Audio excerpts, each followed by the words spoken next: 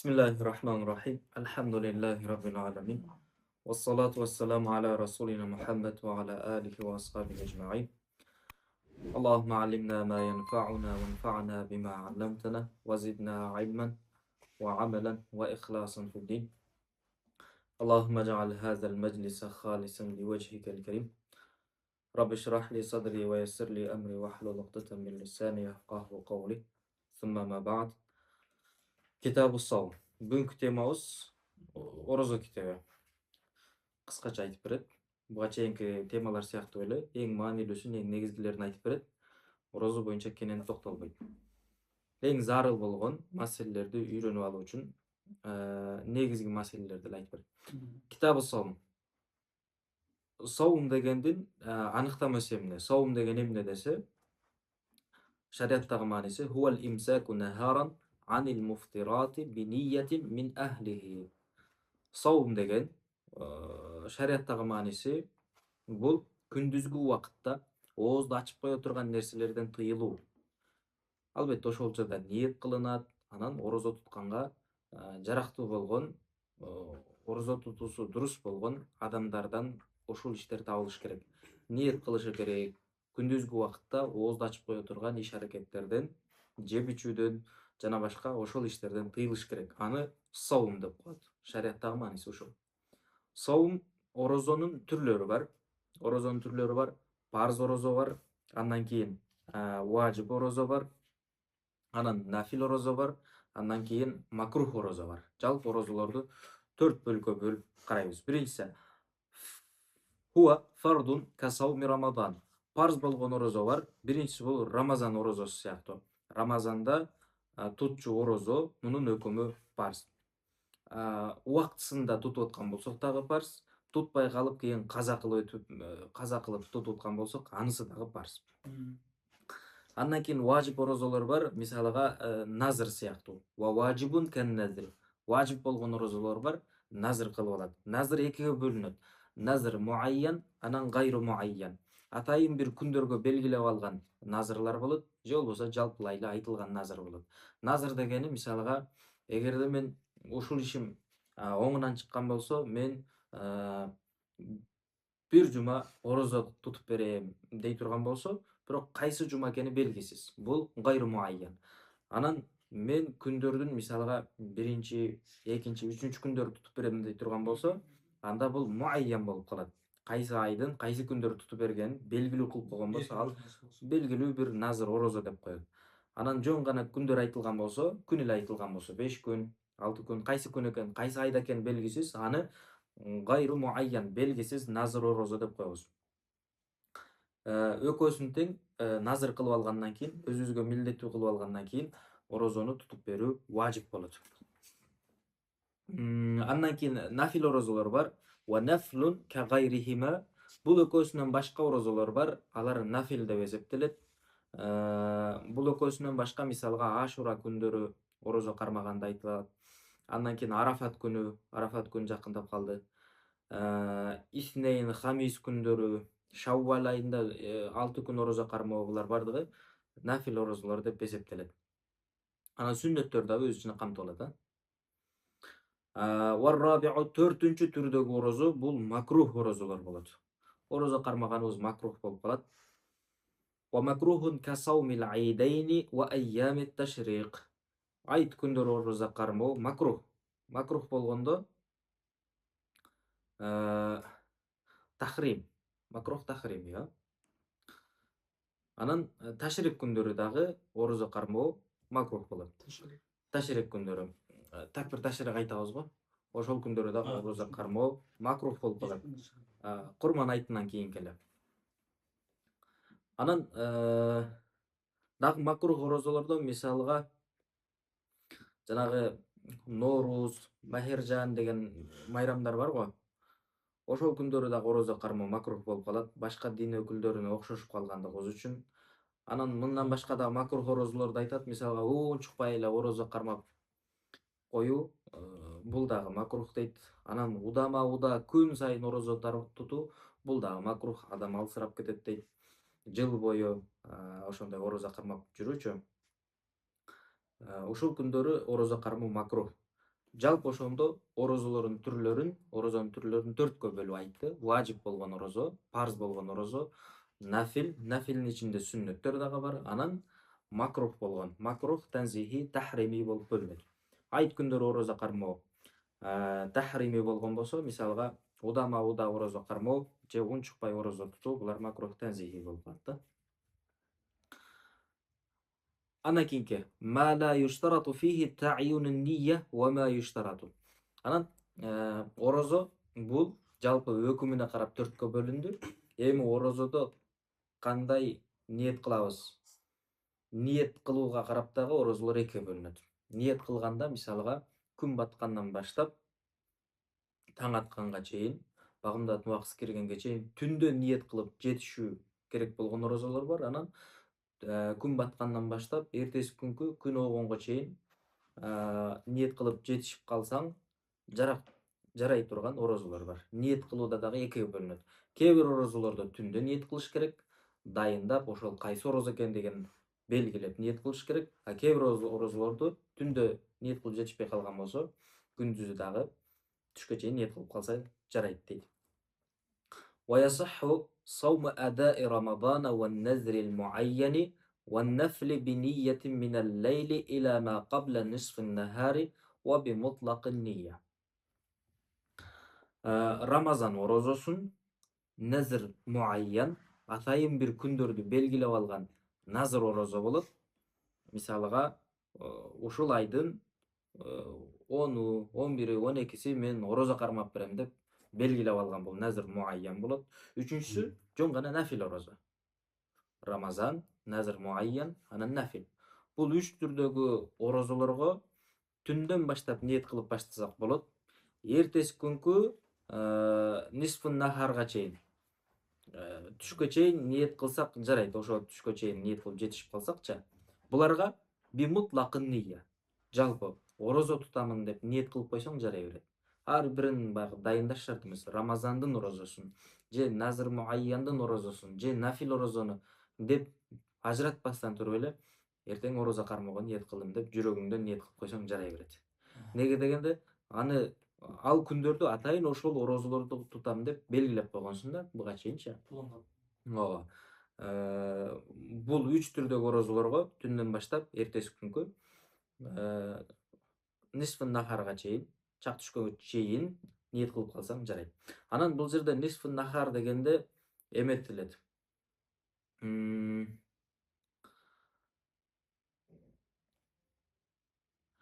Нисфун нахар бул мин тулу'ил фажри иля вакти дахватил кубра. Бул нисфун нахар деген кайсы десе, багымдатуу убакыты киргенден баштап дахватул кубрага чейин деп айтылат да. Дахватул кубра. Ошондо чак түш эмес, чак түштөн бир аз эртерээк убакыт болуп калат. Ошол убакытка чейин ниет кылып жетишип калсаң жарайт деп айтылат. Бул биринчи түрдөгү орозолор. Биринчи түрдөгү орозолорго ушундай ниет кылсак жарайт. Вашурита лил бaqi ат-табйиту ват-та'йину. Эми ушул 3 түрдөгү орозону жаттап алгандан кийин, мындан башка дагы орозонун түрлөрү бар да. Калган орозолордо, мындан башка орозолордо сөзсүз түндө ниет кылышыбыз керек, багымдатуу убакыты киргенге чейин. Күн баткандан баштап багымдатуу убакыты киргенге чейин. Анан таъйин дагы шарт. Кайсы орозону тутуп бересиң? Казабы же назр гойр муайян бар да. Ошол назр кылган убактысын чектебеген, белгилебеген бир назр орозоң болсо, ошону тутуп бересиңби? Кыскасы, жанагы 3 түрдөгү орозодон башка орозолордо сөзсүз түндө ниет кылыныш керек. Анан кайсы орозо экени дагы белгиленип ниет кылыныш керек да. Ушул орозону тутуп беремин деп ниет кылыш керек жүрөктө. Кийинки маселе ру'ятул хилал. Айды көрүү боюнча. Айды көрүү дегенде бизде эсеп айга карап каралат го. Ай жаңырган болсо, кийинки ай башталат. Эми Рамазандын айын көрүү деген бар, анан Рамазандан кийинки Шаввалдын айын көрүү деген маселе бар да. ومن رأى هلال رمضان أو هلال الفطر ورد قوله صام. Эгер бир киши Рамазандын айы жаңырды деп көрө турган болсо, же Рамазандан кийинки фитр дегени Шаввалдын айы жаңырды күбөлүк бере турган болсо, көргөнүн. Warudda qawluhu. Qazi anın sözün kabul algan jok.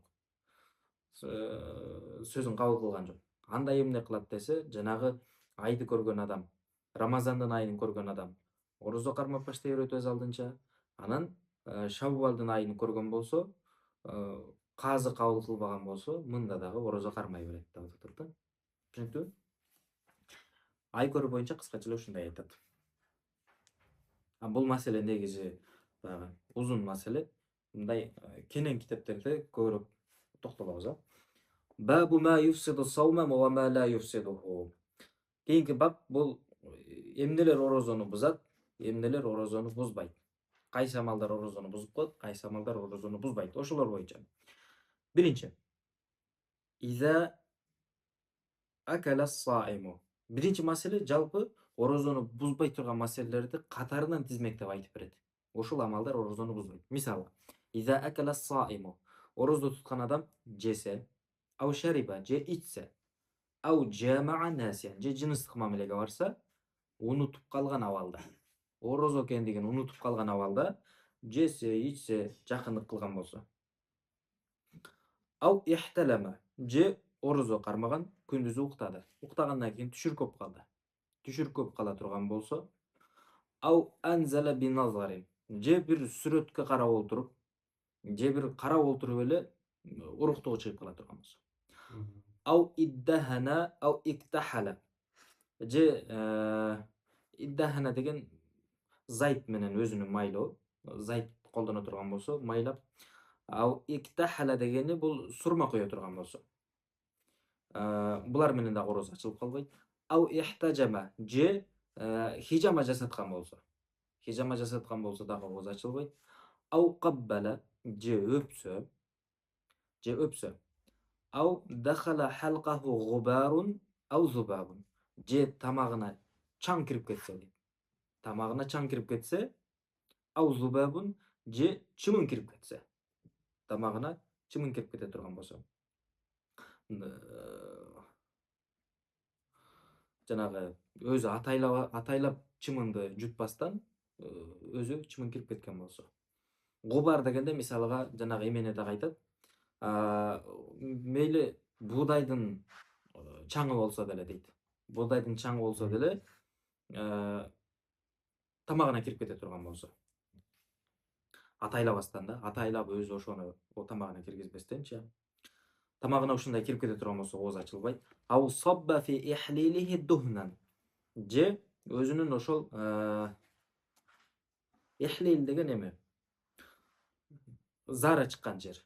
Ошол мүчөсүнө, зара чыккан мүчөсүнө бир май сүртө турган болсо, бир нерсе дары кое турган болсо, дары куя турган болсо, мында да ооз ачылбайт. Анткени ал турба менен ашказанга барбайт. Ау узунихи маан же кулагына суу куя турган болсо, ооз ачылбайт. Ау зака шейан бифамихи же оозунда бир нерсени даамдап көрсө, тамагына жеткизбестен оозунда даамдап көрө турган болсо, орозосу ачылбайт. Ау зарa'ахул qay'u wa 'ada bila sun'ihi lam yuftir. Же кускандан кийин өзү атайлап кайра жутуп албастан кусканы кайра тамагына кирип кете турган болсо. Кускан кузундусу кайра тамагына кирип кете турган болсо, bila sun'ihi өзү атайлап жуткан жок да, кусканы кайра кирип кетти. Анда бул учурларда негизи ооз ачылбайт. Ушул сүрөттөрдүн баарында орозо бузулбайт. Wa in aftara khata'an أو احتقن أو استعطى أو أقطر في أذنه دهنا أو ابتلع حصاة deydi. Qaragılar.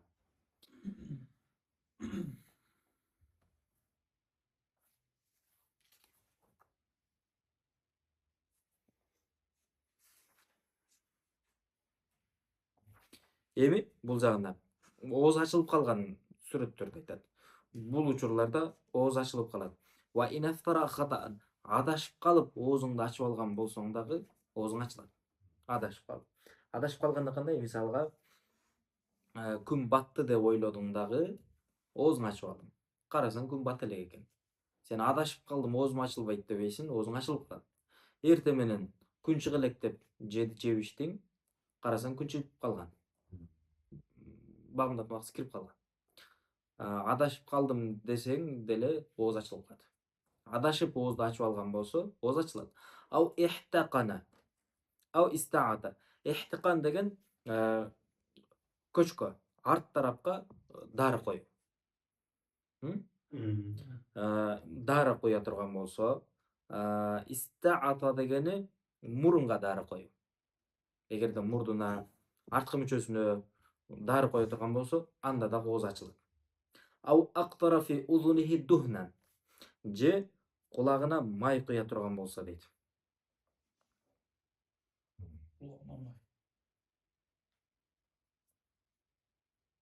Суу деген жок, жана суу болгон болчу. Бул жерде кулагына май куя турган болсо деп атат. Бирок ушуну карап көргүлө. Кулагына май куя турган болсо, ооз ачылып ачылбайбы? Негенде бизде кулак жанагы манфаз муътабарлардын катарында жок болчу. Манфаз муътабарлардын катарында жок болчу. Ушу маселени карап көрөбүз. Ау ибталаа хасатан. Же кийинки маселе, эгерде же болбосо бир ташты жутуп ала турган болсо, атайлап болсо деле, ташты жутуп ала турган болсо, же адатта ушундай адам жебей турган бир жанагы азык катары колдонбой турган бир нерселерди жесе, жутуп алса, ооз ачылат. Бирок кафарат милдеттүү болбойт. Атайлап эметсе дагычы. Ау ибталаа хасатан, таш жутуп алса, ау лам янви рамадана. Же болбосо Рамазанда орозо кармоону ниет кылбаса, ау дахала халкаху матарун. Же болбосо тамагына жамгыр кирип кетсе, оозуна жамгыр коюлган болсо, ооз ачылып калат. Ау анзала би ват'i bahimаtin. Же жаныбарга кошулуу менен уруктугун чыгара турган болсо, мында да ооз ачылып калат. Ау би тафхизин ау кублатин. Же тафхиз деген колу менен өзүнүн уруктугун чыгарып кое турган болсо, ооз ачылып калат. Ау кублатин же өбүү аркылуу уруктугу чыга турган болсо дагы ооз ачылып калат. Ау афсада гайра рамадана. Же Рамазандан башка орозону тутуп атып, ошол орозону дагы бузуп сала турган болсо, анын дагы казасын өтөп берет. Булардын бардыгында казасын өтөп берет. Ау тасаххара язуннул вакта лейлан ва хуа яумун када факат. Бирөө саарлык ичти дейт. Бирөө саарлык ичти, вакыт барго, вакыт чыга элекко деген күмөн менен саарлык ичти. Ва хуа яумун көрсө, күн чыгып калган экен. Вакыт чыгып кеткен экен. Эми эмне кылат? Кафаратпы же казабы десе, када факат. Каза орозосун гана бир күн каза тутуп берет. Вал ахиру юмсику бакията яумихи. Акыркы айтылган маселедеги киши бул күндүн калган бөлүгүн дагы эч нерсе жебестен бүтүрөт дейт. Кечке чейин эч нерсе жебейт. Акыркы маселе кайсы болчу? Акыркы маселе бирөө эртең менен саарлык ичти, вакыт чыга элекко деген күмөндө саарлык ичип алды, көрсө вакыт чыгып кеткен. Эми мунун ооз ачылып калды. Сен орозо эмессиң деп күндүз тамак ичип жүрө береби десе, жок. Ошо акыркы айтылган маселедеги киши вал ахиру юмсику бакията яумихи. Күндүн калган бөлүгүн дагы эч нерсе жебестен кечке чейин жүрөт. Ка мусафирин акама. Мисалга мусафир 2 күн сапарда жүрдү. Сапарда жүргөндө орозо кармабайт болчу. 3-чү күнү саат 10-до түштө келди дейли. 10-11-лерде түштө келди. Келгенден кийин бул мен орозо эмесмин деп кечке чейин бир нерсе жеп жүрө береби? Бул деле кечке чейин эч нерсе жебей, кечке чейин жүрөт. Эч нерсе жебестен. Рамазандын урматы депчи. Ка мусафирин акама. Мусафир муким болгондо маселеге окшош дейт. Мусафир муким болгондо дагы калган күнүн эч нерсе жебестен кечке чейин жүрөт болчу го. Ошол сыяктуу дейт бул деле. Ва хаидин тахурат. Мисалга эртек кире келип аткан аял түшкө келип токтоп калды. Анан тамактанып, эметип жүрө береби десе, жок, бул деле ооз ачарга чейин эч нерсе жебей жүргөнү жакшы. Ва сабийин балага. жаш бала мисалга күндүзү балагат жашына жетип кала турган болсо, ал дагы түнгө чейин, ооз ачарга чейин эч нерсе жебей кечкирген жакшы. Ва кафирин аслама. Капыр мисалга. Капыр күндүзү хидаятка келди. Мусулманчылыкты кабыл алды. Эртең менен жанагы ниетке жетишкен эмес. Бул күндүн калган бөлүгүн жеп иче береби десе, жок, бул деле ошол өзүнө тыят. Жеп ичүүдөн тыят. Kulluhum yaqduna illa al-akhirayn. Жогорудагы айтылган маселелердин баары казасын өтөп берет. Бир күн казасын тутуп берет. Illa al-akhirayn. Акыркы эки кишиден башка дейт. Акыркы эки киши кайсы? Ошол балалыкка Бала балагат жашына толгон маселе, капыр мусулман болгон. Ошол экөөсү казасы жок. Неге дегенде буларга моюнда милдети болгон. Убактан өтүп кетти буларчы. Калгандарына моюнда милдети болгон. Орозо тутканга алардын уруксаты бар болчу. Мусабыр адамдын, этеккири келген аялдын, бирок бир экөө буларга милдети болгон жок. Булар казасын дагы тутпайт. Калгандардын баары казасын тутпайт. Экинчи түрдөгү маселелер да түшүнүктүү. Бул жерде орозо ачылып калат, анан казасын тутуп берет деген маселе. Ма юфсиду сawma wa tajibu bihi al-kaffaratu ma'al qada. Эми үчүнчү түрдөгү маселе. Биринчи эметип кетти. Орозо бузулбайт. Сүрөттөрдө айтып берди. Экинчи орозо бузулат, каза милдеттүү болот. Каза бир күн. Үчүнчү орозо бузулат, каза милдеттүү болот. Каффарат дагы милдеттүү болот. Үчүнчү түрдөгү. Ва ин жама. Эгерде жыныстык мамиле кылса. Ау жумия. Же экинчи тарап. Фи ахади сабилейни. Ошол жыныстык уяттуу жерлер менен. Ау акала. Же жесе. Ау шариба. Же бир нерсе ичсе. Гизаан ау даваан. Атайын азык катары иче турган, жей турган ошондой нерселерди жесе. Же дары катары колдоно турган дарыларды ичсе. Qada ва каффара ка каффараты зихар. Бул кишилер казасын дагы тутуп берет бир күн, анан каффаратын дагы өтөп беришет. Кайсы каффарат десе, зихардагы каффараттай эле. Бизде зихар деген маселе бар, өттүңөрбү? Жок. Өтө элексиңерби? Зихар деген мындай. Бул дагы жанагы аялы менен бир жакындык мамилеге бара албай кала турган бир маселе. Кандай дейт? Күйөөсү айтат, аялына айтат: "Анти алейя ка захри умми", сен апамдын белине окшошсуң. Апамдын белиндейсиң деп ошондой окшотуп коет. Окшотуу менен бул аларга жыныстык мамилеге баруу же ошол ишке чакыруучу бир кармолоо, өпкөлөө, ушундай нерселер дагы арам болуп калат. Муну зихар деп коет. Анан качан каффаратын өтөп берет, анан жоюлат. Эми зихардын каффараты кандай? Ошол каффараттай эле орозонун каффараты дагы ошондой болот. Десе деле айтып берет. Кийинки бетте айтып берет. Шартты айтып берет, бирок карагыла. Ал-каффарату, каффарат этаптан турат. Вахия тахриру рақабатин лайса биха айбун. Биринчи этабы, каффараттын биринчи даражасы бул кул азат кылыш керек. Эгерде жогорудагыдай айтылган маселелерде орозосун буза турган болсо, каза милдеттүү болгон болсо, каффарат милдеттүү болгон болсо, каффаратын кантип өтөйт десе, биринчи кул азат кылат. Кулдун дагы эч кандай айыбы болбош керек. Айып дегенде мисалга өзү баса алган, сүйлөй алган, көргөн, акыл эси жайында ошондой бир кул болуш керек да, айыбы жок болуш керек. Ошондой бир кулду азаттыкка чыгарыш керек. Эгер буга күчү жетпесе, мүлкүндө кул жок, кулга ээлик кыла албайт, же акчасы жок, анда эмне кылат? Экинчи даражасы сама шахрайни мутатабиайни. 60 күн, 2 ай удама-уда орозо кармап берет. Эгерде кул азат кылганга күчү жетпесе, 2 ай удама-уда орозо кармап берет. Күн сайын. Арасын узбай. Арасы үзүлүп калбаш керек. Анан арасында ошо 60 күндө алдын ала эсептейсиң. 60 күндүн ичинде айт болбош керек. Айт күндөр орозо кармаганга болбойт. Бөлүнүп калат ичи-чи. мутатабиайн удама-уда болбой калат. Ташрик күндөрү болбош керек. Ошол эсепке алып туруп 60 күн катарынан эсептеп туруп орозо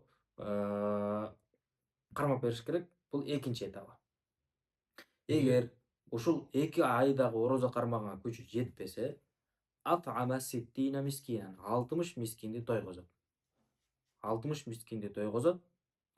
Югаддихим ва юашшихим гидаан ва ашаан. Мушбиайн. Андан кийин эгерде 60 мискинди тойгозот деп эдикпи? 2 маал тамагын алып берет. Эртең мененки кечки тамагын алып берет. Бир эле. Бир эле 60 мискинди бир чакырып туруп, бир тойгозосун, же болбосо бир мискинди табайсың дагы 60 күн тойгозосун. Эртең менен кечки тамагы. Анан ошо мушбиайн тое тургандай тамак болуш керек. Ау ю'ти кулла факирин нисфа са'ин мин буррин ау дакикихи ау савиқихи. Же болбосо ар бир кедейге буудайдан нисф са' же анын унунан, талканынан ошондой кылып бересиң, же курмадан, арпадан бир саадан берсең болот. Же болбосо кыймасын дагы берсең болот. Баасын берип койсоң дагы болот. Баасын берип койсоң болот. Ау кыймата ахади хазихи лашя. Ушул арпа, буудай, тамыр деп эдиби? Ушул нисф са, бир са дегендер бар. Ошонун баасын берип койсо болот. Бул жанагы фитр садакадагыдай эле. Баа кетип атат да, ошого. Кафарат деген ушундай. Кафарат ушинтип өтөп берет. Эми кийинки маселе. Ма юкраху лис-саими ва ма ла юкраху. Бул жакта кайсы амалдарды жасаса макрух болуп калат. Ошолорду айтып берет. Ва куриха зауqu шайин. Бир нерсенин даамын көрүү, даам до макрух болуп калат.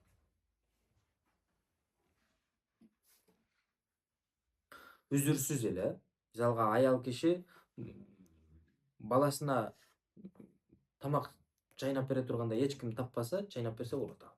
Баласына чайнап берсе болот, да? Баласына.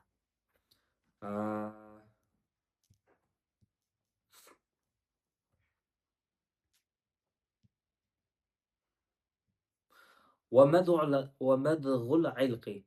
Илки. Тамакка эч нерсе кетип калбагандай кылып, бир нерсени чайноо. Чакыш чайноо деп коелу. Чакыш чайноо макрух болуп калат. Эгерде тамакка эч нерсе кетпесе, даамы кетпесе, бир бөлүктөрү кетпесе, мындан башка да бир нерселер чайнап жүргөндөр барбы? Ошондой бир нерселерди чайноо тамагына кетпеген абалда ал дагы макрух болуп калат. Тамагына кетип калса, орозосу бузулуп калат. Вал кублату. Өбү макрух болуп калат. Өбү дагы макрух болуп калат. Вал мубашарату ин лам я'ман. Анан аялы менен ойноо дагы макрух болуп калат, эгерде өзүгө мындай ишеним жок болгон болсо. Жыныстык мамилеге уланып кете тургандай, же орозосу бузулуп кала тургандай коркунуч болгон болсо, бул дагы макрух. Ла кухлун ва сивакун. Сурма коюу макрух эмес. Мисвак колдонуу макрух эмес орозо учурунда. Мейли мисвакты жанагындай нымдуу болгон болсо деле макрух эмес. Ва юстахаббу сахур. Орозодо саарлык ичип орозо кармоо мустагап болот. Саарлыкка туруу. Ва та'хируху. Анан ошол саарлыкты жатаарда эле ичип албастан түндүн акыркы бөлүгүнө кечиктирүү мустагап. Ва та'жилул фитри. Ооз ачар убакыт кирген болсо, анда эртерээк оозду ачуу, бул дагы мустагап. Кечиктирип жүрө бербестенчи, ачка жүрө бербестен. Фаслун фил аваридил мубихати ли адамис саум. Эми бул бөлүктө орозодон чыгара турган, орозо кармабай койгонго уруксат бере турган кишилерди айтып берет. Үзүрлөрдү айтып берет. Ошол учурларда орозо тутпай койгонго болот. Кимдерге? Ли мусафирин, сапардагы кишиге, мусафир адамга орозо кармоо милдеттүү эмес. Шарт кандай? Шарты сен ооз бекиткенге чейин сапарга чыгып кетишиң керек. Ооз ачканга чейин сапарда болушуң керек. Ошондо гана уруксат берилет. Ау хамилин, же боюнда бар аялга, ау мурдиан же бала эмизген аялга, хафат ала нафсиха ау валадиха. Өзүнө бир коркунуч боло турган болсо, же баласына бир зыян жетип кала тургандай коркунуч болгон болсо, буларга да уруксат берилет. Орозо кармай койгонго. Кийин казасын тутуп берет, а? Ау маридин хафа зиядатал фитру. Же болбосо оорулуу киши орозо кармай турган болсо, оорусу күчөп кете турган коркунуч болсо, уруксат берилет буга дагы. Ва кадау ма кадиру, качан күчү жеткенде, кудурети жеткенде булар казасын тутуп берет бирок. Ушул сүрөттөгүлөрдүн бардыгы казасын тутуп берет. Бул жерде жанагындай күмөн калбаш керек да. Тутпай калган күндөргө фидия берип коем деген түшүнүк калбаш керек. Күчү жеткенде, кудурети жеткенде казаны тутуп берет. Вали шейхил фани ал фитру ва яфти. Бирок аксакал улгайып калган киши орозо кармай албай калганча, бул оозун ачат. Орозо кармабайт. Бирок бул ошол ар бир күнгө фидия берет. Ар бир күнгө фидия берет. Мындан башкасы фидия бербейт. Анан оорулуу болсо дагы фидия берет, эгерде ошол оорусу менен өлүп кете тургандай абалда боло турган болсо, ал дагы фидия берсе жарайт. Валазима нафлу бишшуру'i фихи. Эми бул маселени карагыла. Бирөө нафил орозону тутуп баштады. Түшкө келип туруп бузуп салды. Бул нафил орозо болчу да, муну кайра тутуп берүү милдеттүү эмес деп кала береби? Жок, нафил орозону дагы киришүү менен акырына чейин тутуу милдеттүү болот. Нафил орозону дагы баштагандан кийин акырына чыгаруу милдеттүү. Ортодо бузуп сала турган болсо, кайра казасын тутуп берет аны. Нафил орозонун да казасын тутуп берет. Вала юфтиру била узрин. Үзүрсүз нафил орозосун бузбайт. Үзүрсүз нафил орозосун бузбайт.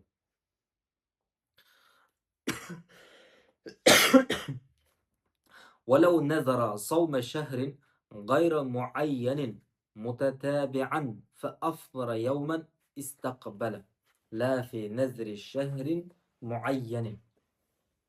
Keyingi masaleni qaragıla. Biri bir ay orozo karmap berem dedi da. Bir ay orozo karmap berem dedi, nazır kılıp atat özünөчү, милдеттүү кылып атат. Bir ay orozo karmap berem, бирок кайсы ай экендигин айткан жок. Январь, февраль, март айткан жок. Болгону bir ay orozo karmap berem dedi. Бирок кошумча шарт койгон. Кандай шарт? Мутатабиан. Bir ay удама-уда orozo кармап берем. Эгерде жумушум оңунан чыккан болсо, ишим окшошуп кете турган болсо, bir ay удама-уда orozo тутуп берем dedi. Бирок кайсы ай экенин айткан жок. Fa aftara yawman. Ошол орозону тутуп баштады. Bir айлык орозосун, милдеттүү кылган орозосун тутуп баштады. Күндөрдүн биринде ачып салды. Толук акырына чыкканга чейин орозосун бузуп алды. Бул жанагы назырда эметкен да, bir ay удама-уда деген. Эми жанагы жерден бузуп койгон жеринен улантып кете беребизби? Жок, кайра жаңыдан баштайт. Кайра ошол bir ay удама-уда кылып бериш керек. Өзү ошондой тилден жаңылган. Ошондой назыр кылган. La fi nazri shahrin muayyanin. Бирок атайын бир айды дайындап ушундай шарт койгон болсо, жок, ал улантып кете берет. Удама-уда деп айтса деле. Бирок кошумчасы бир айды белгилүү кылган. Мисалга, март айында мен bir ay удама-уда орозо тутуп берем десе. Беркиде айырмасын көргүлө, беркисинде атайын бир айды белгилеген эмес, бул жерде атайын бир айды белгилеген. Айырмасы ошол. Keyingi masalени карайланда. Babul etikaf. Акыркы маселеси бул этикаф маселеси. Этикаф деген эмне десе, атайын мечиттерде ниет кылып турууну этикаф деп коет. Мечитте канча бир күн туруу, убакыт туруу, мечитте түнөөнү муну этикаф деп коет. Этикафтын түрлөрү бар. Важип болгон түрү бар. Важип болгон түрү назыр кылып алгандары бар. Анан сүннөт болгон түрү бар, мустахаб болгон түрлөрү бар. Анда кеттик. Этикаф деген эмне десе, хуа лубсун би ниятин фи масжиди жамаатин. Бул этикаф деген ошол мечитте туруу. Кандай мечитте? Атайын 5 убакыт намаз окулган, өзүнүн жамааты бар. Жамаат менен окула турган мечитте ниет кылып туруп мечитте турууну этикаф деп коет. Wa huwa wajibun bin nazri. Назыр кылуу менен важип болуп калат. Мисалга, ушул күндөрү мен мечитте этикафка турам деп өзүңө милдеттүү кылып алган болсоң, анда важип. Сөзсүз ошол күндөрү этикафка турушуң керек болуп калат. Wa sunnatun muakkadatun fil ashril akhirati min Ramadan. Рамазан айынын акыркы 10 күндүгүндө этикафка туруу сунна муаккада. Бекемделген сүннөт болот. Wa yustahabbu fi ghayrihi. Мындан башка учурларда этикафка туруу мустахаб. Мындан башка учурларда этикафка туруу мустахаб. Wa shartu sawmi lil manzuri faqat. Анан этикафта орозо туткан абалда болушуң керек деген шарт бул өзүнө назыр кылып алгандарга тиешелүү. Этикафты назыр кылып алгандар, милдеттүү кылып алгандар сөзсүз орозо тутуп, анан этикафка туруш керек. Орозо туткан абалда. Wa aqalluhu naflan sa'atun. Этикафтын эң аз убактысы 1 мүнөт, 1 секунд. Мечитке кирип чыксаң деле. Этикафты ниет кылып чыгып кетесиң, ниет кылып киресиң, анан чыгып кете бересиң. Бул нафил болот. Нафил этикафтар. Саа дегени ошол бир убакыт. Бир аз убакыт. Бир аз убакыт этикафка туруу бул нафил. Нафил этикаф деп коет. Намазга кирип чыкканда, же мечитке кирип бир аз Кур'ан окуп чыгам дегенде булар нафил этикаф болуп калат. Эгер ниет кылган болсо. Wala yakhruju minhu illa li hajatil insan. Бирок этикафка отургандан кийин жөндөн-жөн сыртка чыга бербейт. Качан чыгат десе, инсандык бир муктаж. Дааратканага барыш керек болду. Ошондой бир муктаждык болгон болсо, анан чыгат. Муктаждык, инсандык муктаж. Wal jumu'a. Ошол атайын 5 убак намаз окулган менен, ал мечитте, намазканада жума окулбай турган болсо, анан мунун муктаждыгы деп каралат дагы, жумага барып келсе болот. Этикафта отурганда жумага барып, дароо жуманы окуп келгенден кийин кайра келип уланта берет. Wa akluhu wa shurbuhu. Этикафка отурганда жесе болот, ичсе болот. Wa nawmuhu fihi. Ошол мечитте уктаса болот. Бирок жеп ичкени да мечиттин ичинде. Wa yabtulu bil wat'i wa bil inzali bi qublatin wa lazimathu al-layali bi nadri i'tikafi ayyamin wila. Анан этикаф кайсы учурларда бузулуп калат? Бил wat'i жыныстык мамилеге баруу менен этикаф автоматтык түрдө бузулат. Андан кийин уруктугун чыгаруу менен өбүү аркылуу уруктугу чыга турган болсо этикафы бузулат. Wa lazimathu al-layali bi nadri i'tikafi ayyamin wila. Анан бирөө этикафты ниет кылат. Күндүзгү убакытты ниет кылат. Мисалга мен 3 күн этикафка турамын деп күн деп айтылып атат да. 3 күн этикаф. Удама-уда деп атат. 3 күн удама-уда этикафка турам десе, автоматтык түрдө түндөрү да кошулат. Ошол түндөрү да мечитте калат. Күн деп айтуу менен түндөрү да кошулат деп айтып атат да. Күндүзү барып эле отуруп, кеч киргенде кайтып келе бербейсиң. 3 күн удама-уда этикафка отурам дедиңби, түндөрү дагы кошо шарт кылынат. Аллаху а'ламу бис-саваб. Этикаф боюнча кыскача ушундай айтып берет.